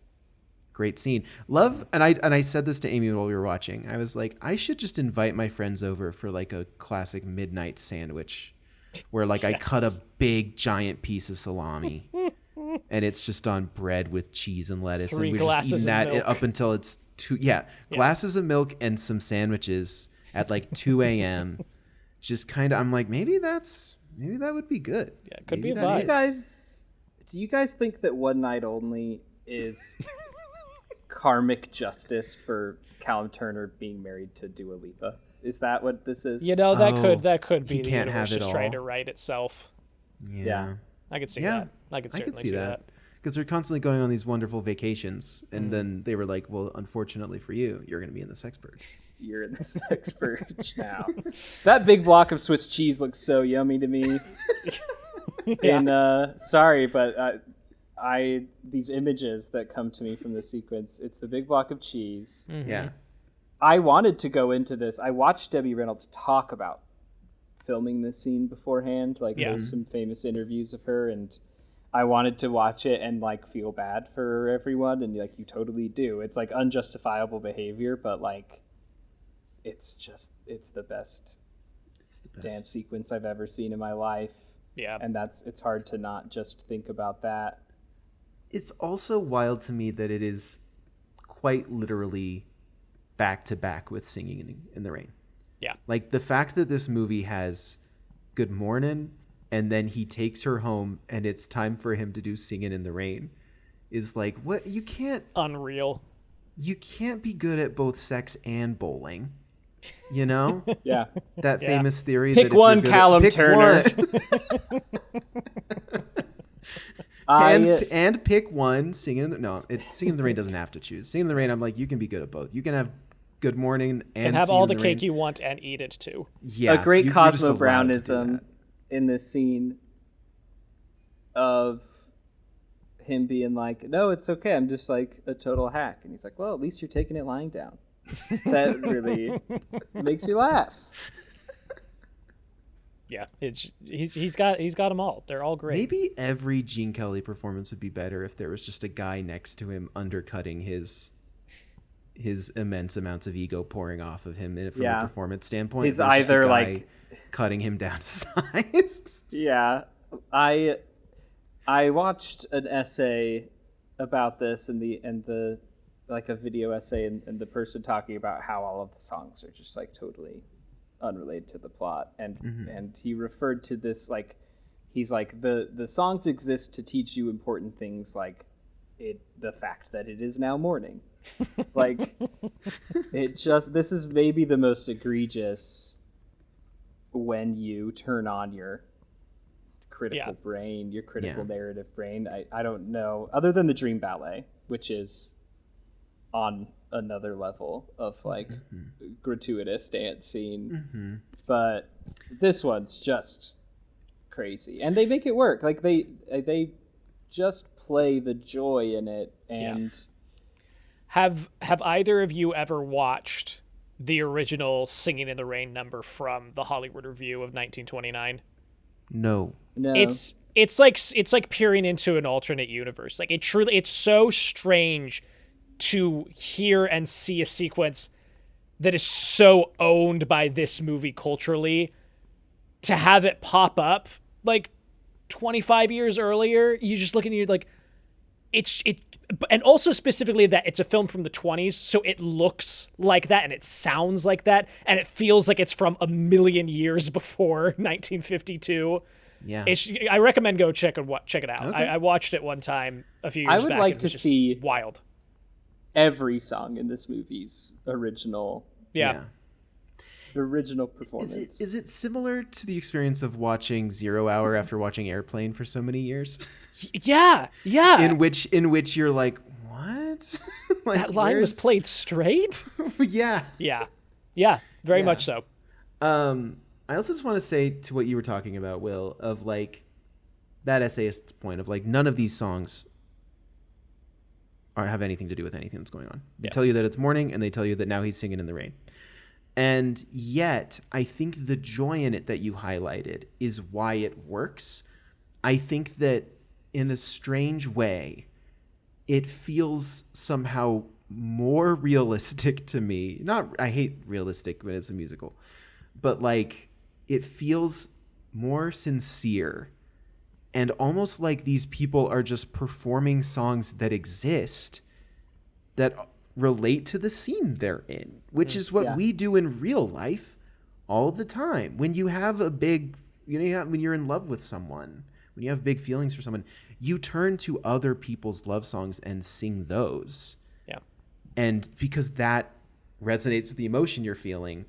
And what's weird about these is that they're basically doing the same thing and are objectively, you could read them as songs that exist within the world, that they are just really talented people and they can just perform them on the drop of a hat. And obviously that's not true, that they have full orchestration.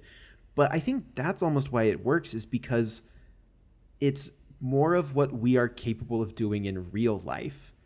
And then that passes into us, and then we sing these songs and we use them when it's morning to wake up our kids, because this movie's context for the song is, hey, it's morning.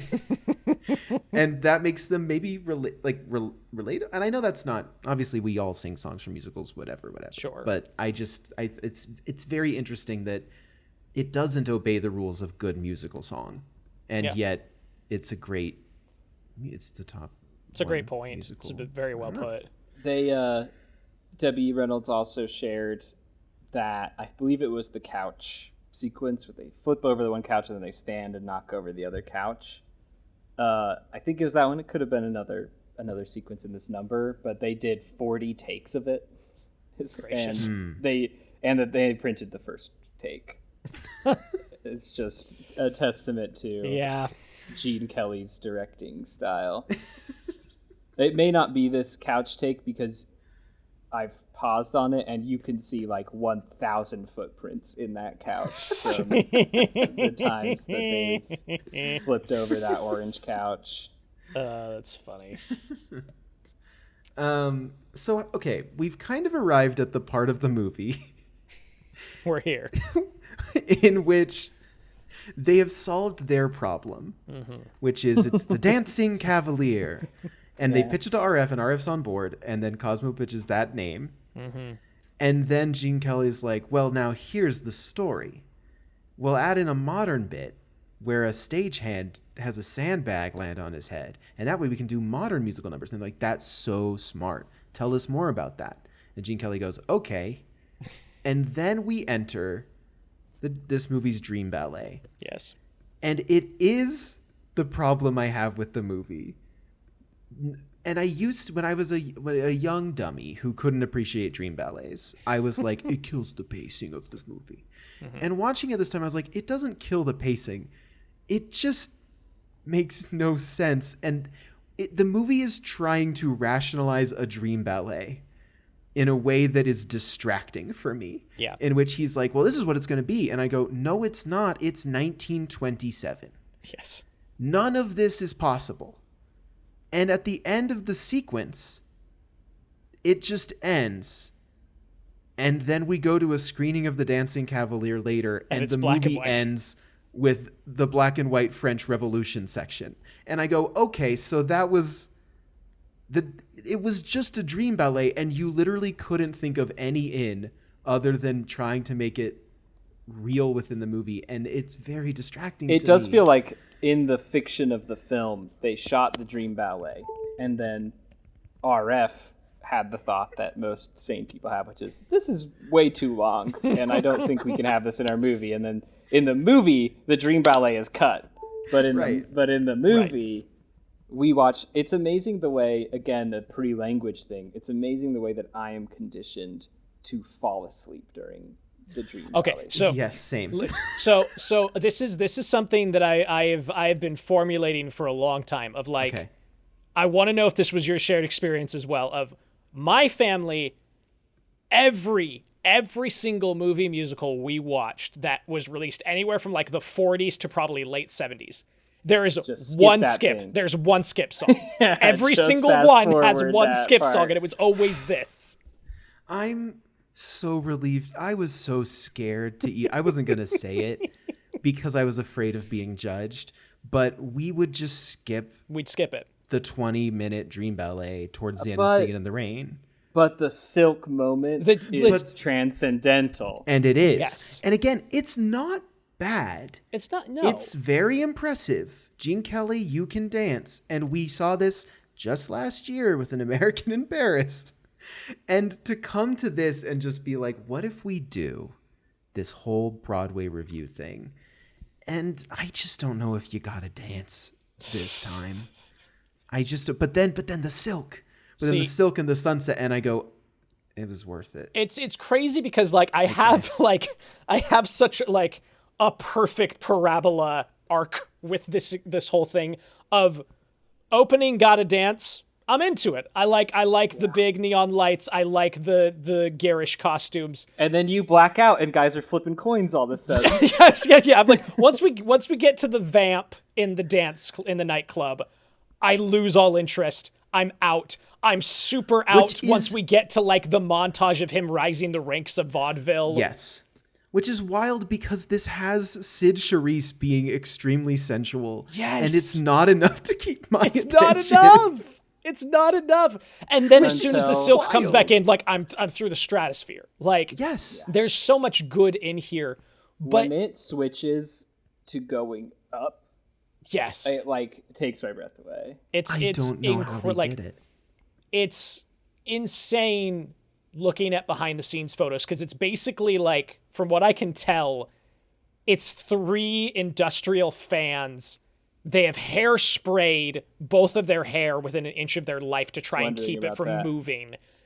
And it's just it's choreography. Like it's just that they timed this out exactly and going straight up, it's in the floor of the set and it just turns on and shoots So up. it And literally is what they show us earlier with yes, it is. It's exactly what Dawn and they showed us Kathy. earlier. Like, it's so beautiful, and it brought me to tears this time yeah. because I'm just like, oh. And then we fade back into the club, and I'm like, How- "Well, that it doesn't mean anything. Why are we Yeah, back no. here? How do you guys showed think me like the they- most beautiful moving image of all time, and it is just a toss away in the middle of the second half of a dream ballet that Gene, it was me grabbing Gene by his little suspenders. yeah. You don't get to do a dream ballet inside of a dream ballet. It's the can't. layers deep are insane. It's not allowed, Gene. Well, because eventually you hit limbo, a la Inception. Right, and exactly. You're gonna get lost in there. Who knows how 40 long years. Gene Kelly was in there?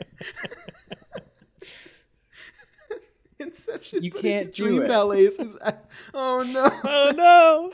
That's That's a great movie. That sounds now, that's interesting a to really me. good movie. Write that down. Write that down. Musical movie and then adaptation. of and Inception. then you fade back into the real world, and RF goes, "I don't really get it." See, But- listen, I will, as somebody who skipped this scene every time, the button is really good of, not sure I can visualize it. Like, that's so fun. That's It's- really, that is really that is a funny. very Almost funny worth button. it. It's almost worth it. And so then it's it's dubbing over Lena and for Would You Yeah. and Beautiful. I wouldn't not credit the person who actually did this. Crazy, yeah. What's that name? One more time. It just feels Yeah, like it would be. say it one illegal. more That time. is Betty Noyes. Betty Noyes. There we go. I couldn't remember it because they didn't credit her in the movie. Yeah. And Lena is like, her plans come into fruition and it's good. She's doing good work. Rita comes out to ruin everything. Yes, she shows her. Well, that's Yep. shows them kissing, And she's like, "Thank you, Zelda." You're a real and Zelda pal. just walks off. It's really good. Strut. A great little really- strut from Rita Moreno. A really, really genius scene where we get to see Lena almost is too much of the butt of all of the jokes in this movie. Yeah. You kind of almost like really feel bad for the way that she's being treated, even though she's mean and she's annoying and she's like all these things that you're not supposed to be. But I am always so grateful that we get this really great scene where she shows some Yeah, like villainous intelligence. Yeah, Lena Lamont Incorporated. Yeah. She's bullying the the producer. And she has the like contract subsections memorized. Yes, It's really wonderful. The immediate introduction of like Lena actually knows what she's doing here is really rewarding in a fun way, where you're like, oh, because you're not on her side, but you're glad to see that she can hit back. She's also just loses her threat at this point in the movie. It's just like, I'm not afraid of you. Like, I know I can be successful because we have other people who are going to be good, like who are talented. You're not the only talented person around anymore. Yeah. And so she gets her teeth back right at the end.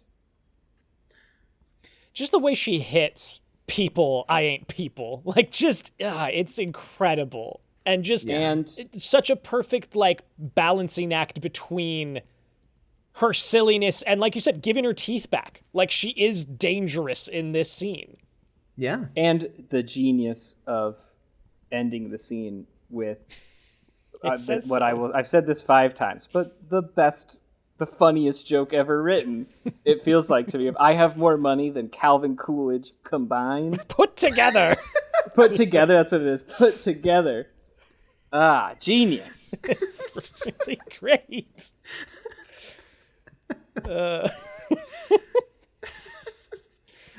It's a great joke.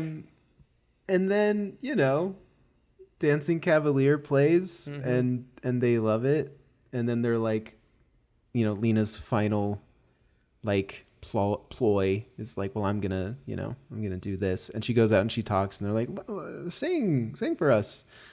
And then they figure out their whole thing. The one thing that I rubbed up against just a little bit, and it's like one of those things of just like, it's 1952. Yeah. I wish, and I understand why she's not. I kind of wish Kathy was in on the plan. I'm like, it takes 2 seconds, guys. It just feels so weird that she's right there, and they kind of just leave her there and then come up with the plan while she's right there. You can't do one wink during this scene.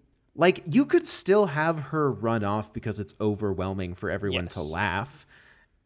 And she could still be in on the plan. Like, I think, like, why not? It's Let Kathy have teeth too. It's such a strange little wrinkle to put here at the end of everything. Yeah, it's weirdly mean. Yeah. Weirdly mean to Kathy. I will say, I mean, like you said, not the only way to get to this shot, but, like, almost kind of worth it for that close-up where she turns around with tears in her eyes when he calls out her name. I mean, that is, like, the reverse engineering is, like, I really want her to be crying at the end of this movie when we have, how do we make her cry?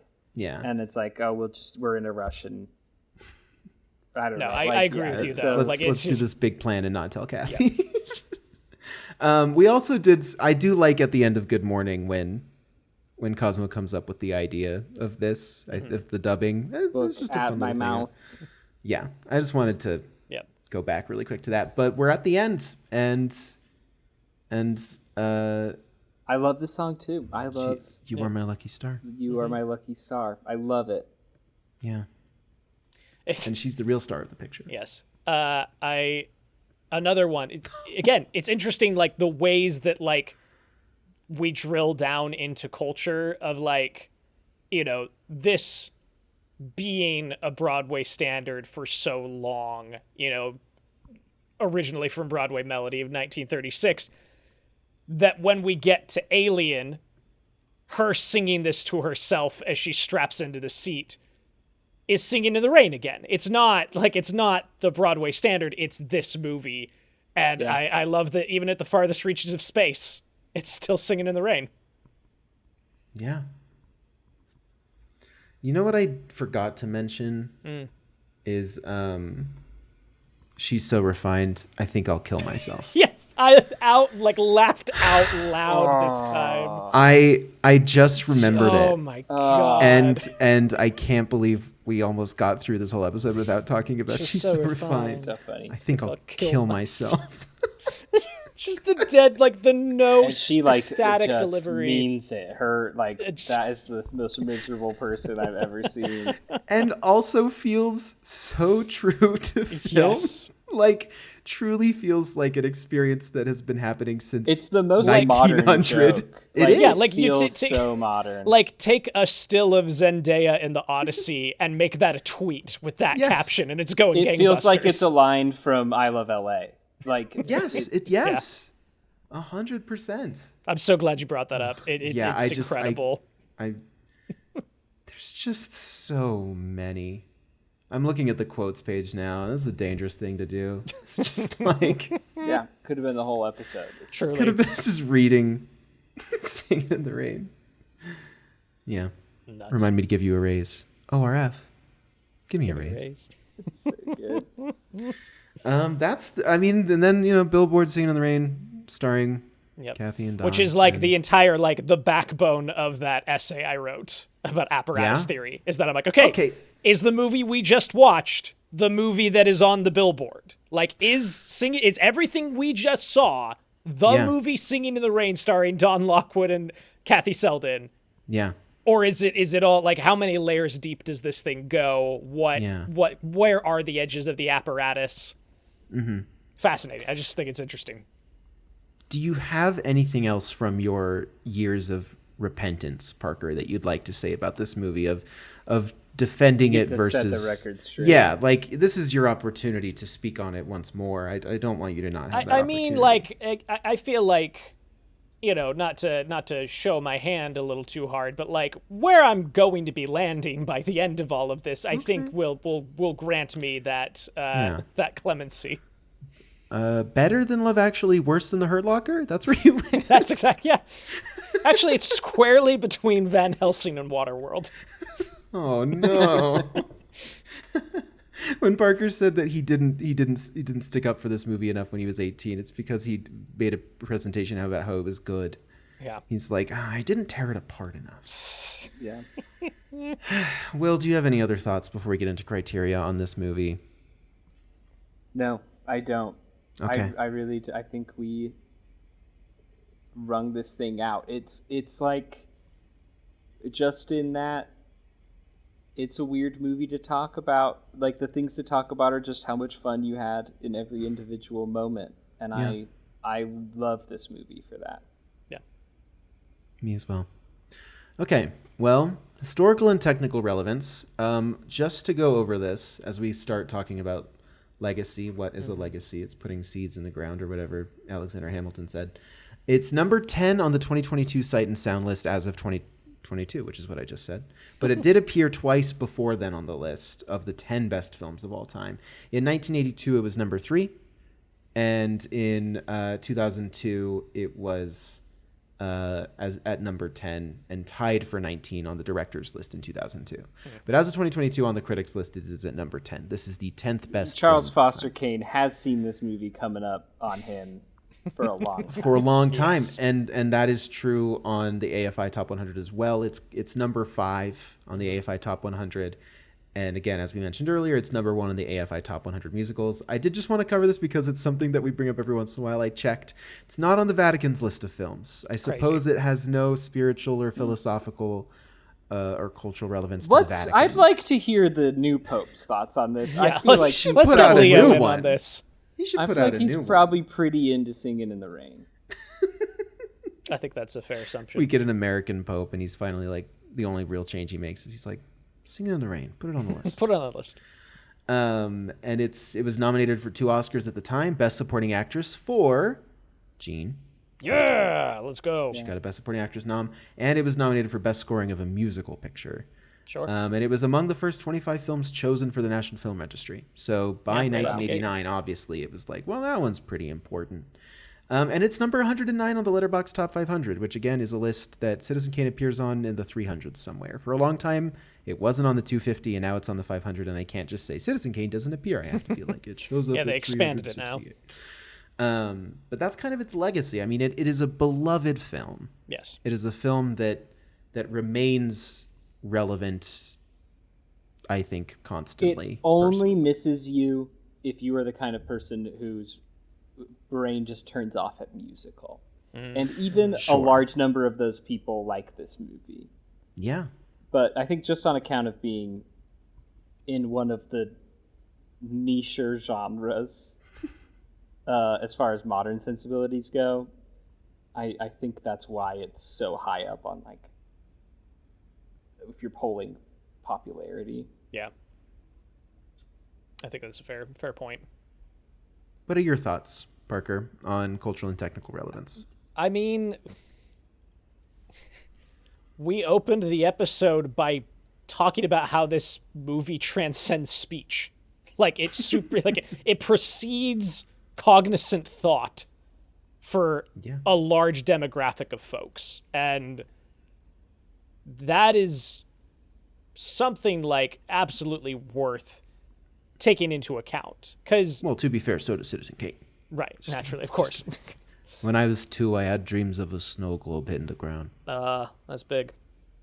But, like, the thing is that, like, it, like, oftentimes on the show we will bring up a litmus test of just, like, general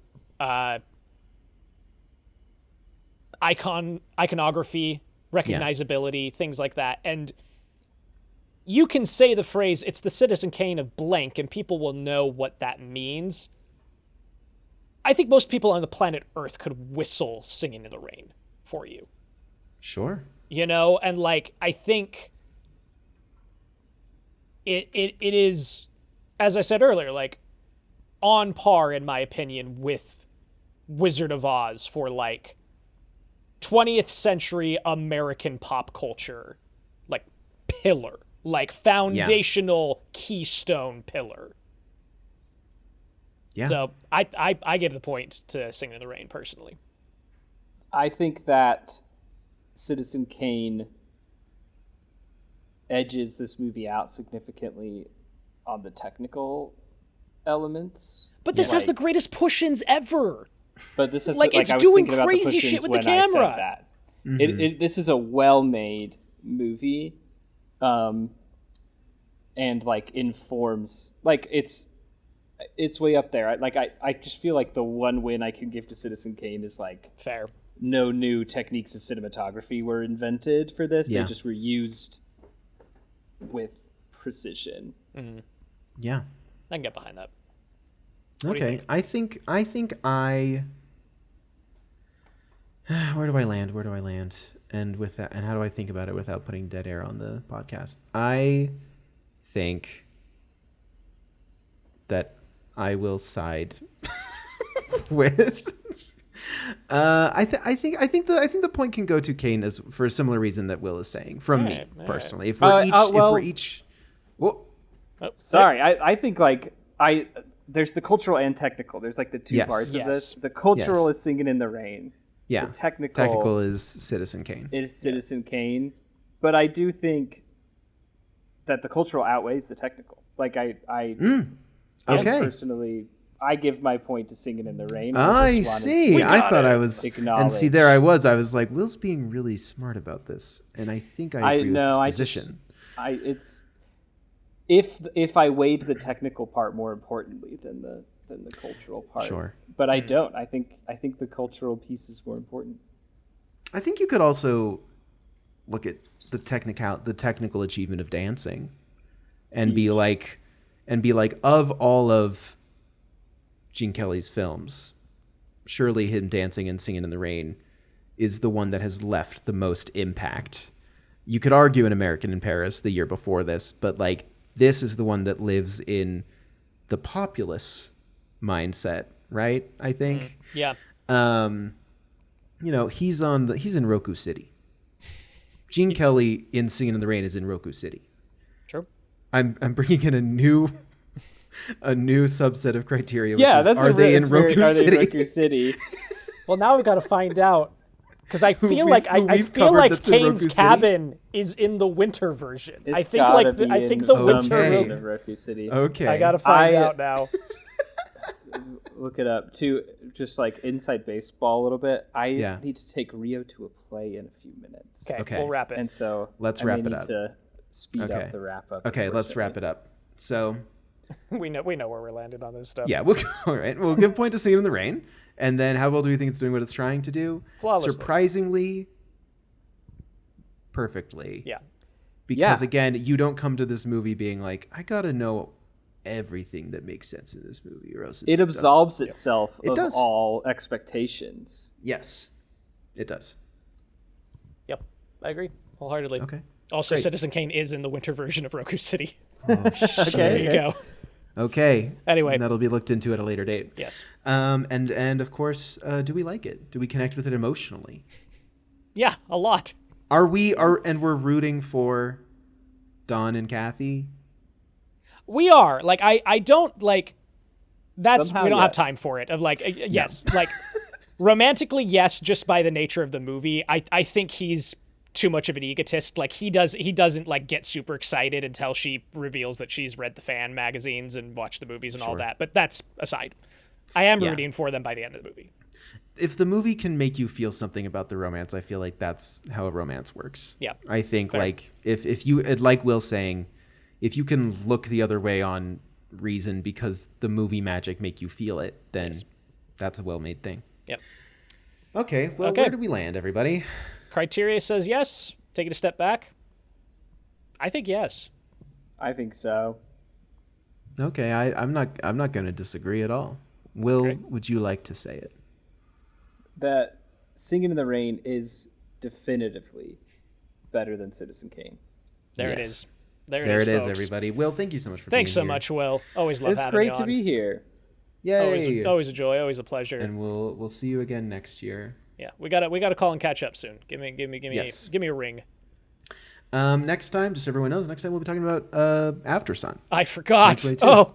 Oh God. Oh, I love no. Like it's I'm a good excited. but just like my Yes. heart. Ouch. yes. Yes. Uh-huh. So, Can't wait. I'm always excited to revisit After Sun, even though it breaks me in two. Yes. All right. Well, take care, everybody. Be safe out there. Bye. Bye. Bye.